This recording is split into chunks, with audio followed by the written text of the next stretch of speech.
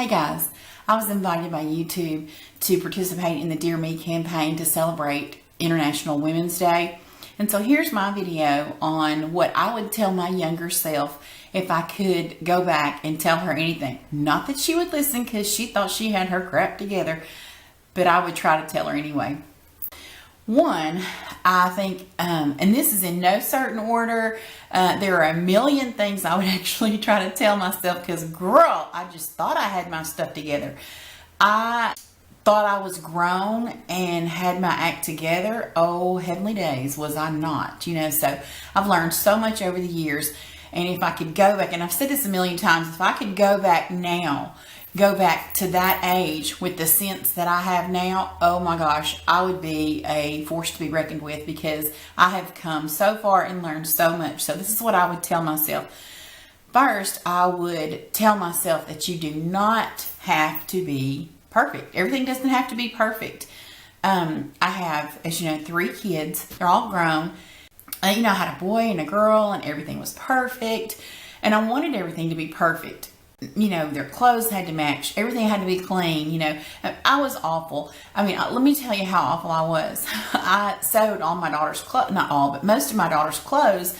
And at the time when she was little, those little beaded socks were, real in style. And so I had made her an outfit and beaded her a pair of socks to match that outfit.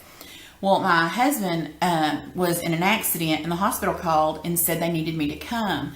And I'm running around like a crazy woman trying to find the beaded socks that went with that outfit. And my best friend called and she said, well, hey, what are you doing? And I was like, oh my God, he's been in this accident and I've got to go and I can't find these socks. And she said, so get her another pair of socks. And I went, oh my God, I didn't even think about that. She can wear a different pair. Oh my God, she don't have to match, so I was pretty bad. So, and that didn't fix me. I was still bad for many years to come. Well, I had my 2 older kids, and then about 3.5 years after I had the 2 older kids, I had Clay. And as you may or may not know from watching our channel, Clay is mentally retarded. He was born with a genetic disorder. Anyway, it's been a journey. And I was still even bad with him. Another, for instance, when he was little, he begged and begged and begged to wear his rubber boots to school. And I was like, absolutely not. You cannot wear your rubber boots to school. And finally I gave in. I thought, that's all he's asked me for. He never asked for anything because he's just so sweet and happy all the time. And so I said, okay, I'm going to let you wear your rubber boots to school today. Well, at their school, they would pick a star student of the week, and Clay had been chosen for the next week. But on this particular day, the principal called and said that the child that she was supposed to take to lunch, for being star student, was absent that day. And could she take Clay in their place? And I was like, sure, that's fine. Well, a few minutes later, I was like, oh my God, he's got those rubber boots on. And I called back up there and I said, no, don't leave yet. Let me bring y'all some shoes. So, because I don't want you taking him out with his rubber boot. I don't want you, I don't want people to see y'all out eating with my baby in rubber boots. She said, girl, please, we're already at the restaurant and we're rocking these rubber boots. And so, I thought, sometimes in life, you just got to rock the rubber boots. And so I was able to let up and not be so a turd about everything being perfect.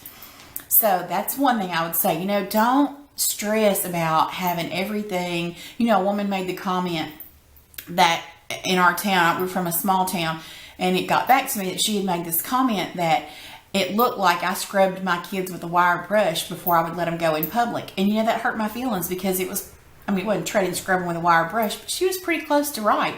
I did. I scrubbed them and everything had to be perfect. Everything had to be clean. The hair row had to match the pacifier, had to match the outfit, had to match the socks. So don't stress out about stuff like that, guys. It doesn't matter. Rock the rubber boots. It does not matter. In the grand scheme of things, don't stress yourself out about stuff like that.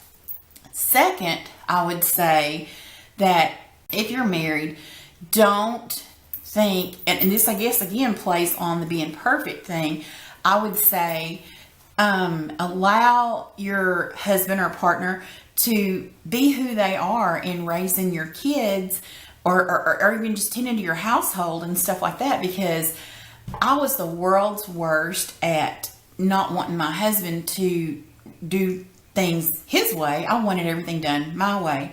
And I had to learn that just because he wasn't doing it my way didn't make it wrong. It was just his way. And so that was a rough thing for me to overcome. But I would go back and I'd go, girlfriend, cut it out. Because I can only imagine how hard I was to live with. Thank God, you know, it's been 30 years and here we are, we're still together. Thank goodness, because he still puts up with me. But, yeah, don't stress out. You know, I mean, again, about things being perfect. I had to be gone one morning to do something. My friend and I were going to fabric sales, what it was, and you had to be there real early in the morning. So I had left my husband. I didn't just tell him what I wanted the kids to wear. I wrote it out on a piece of paper what I wanted him to wear, and I laid it out, like the hair bow, the shoes, the socks. I laid everything out for him, and I told him how to do it. Like, don't let them eat when they have their clothes on. Make them eat before they have their clothes on, because they'll get their clothes dirty. And I mean, I'd left this big list and dared him to make a mistake, you know. And it's only funny now. I'm sure it wasn't funny at the time. But when I got back, my mom said, what were you doing this morning? And I said, why? And she said, because I was getting ready for work, and Dan and Cameron showed up at the door, and he said, can you fix her hair for me? Because if I get it wrong, Gina's going to be mad. Seriously, girls, I was bad. Please don't be like me. Do not take it to that level. It made life hard for all of us. You know, I mean, it made life hard for my kids because they didn't just get to be kids. It made life hard for me because I was always stressing about everything being perfect. And my poor husband, you know, I can only imagine, again, what it felt like to live with me. And, yeah, don't do that. Don't make him do it your way, because, like I said, it's not a wrong way. It's just his way or their way. You know, your way is not the only way. So yeah, I would say that. And for the third one, let's see. What would I say for the third one? Oh, for the third one, girls, listen and listen close.